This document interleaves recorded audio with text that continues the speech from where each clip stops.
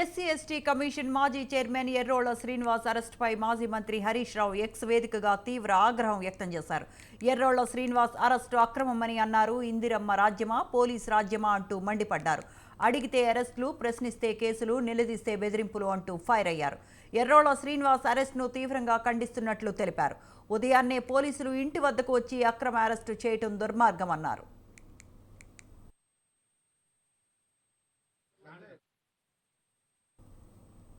కుటుంబ సభ్యులకు కనీస సమాచారం ఇవ్వకుండా, ఎలాంటి నోటీసు లేకుండా అరెస్ట్ చేయటం పూర్తిగా అప్రజాస్వామికమని అన్నారు. ప్రజాస్వామ్య పాలన అని డబ్బా కొడుతూ రాక్షస పాలన కొనసాగిస్తున్నారని విమర్శించారు. సెలవు రోజుల్లో కావాలనే బీఆర్ఎస్ నేతలను అరెస్ట్ చేస్తూ సీఎం నియంతలా వ్యవహరిస్తున్నారని ఆరోపించారు.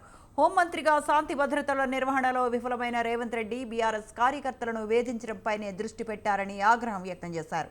ఈ పైశాచిక ఆనందం ఎక్కువ కాలం నిలవదన్నారు సీఎం రేవంత్ రెడ్డి. పిట్ట బెదిరింపులు, అక్రమ కేసులకు భయపడేవారు తాము కాదన్నారు. తెలంగాణ సమాజమే కాంగ్రెస్ ప్రభుత్వానికి తగిన బుద్ధి చెబుతోందని హరీష్ రావు హెచ్చరిస్తూ ట్వీట్ చేశారు.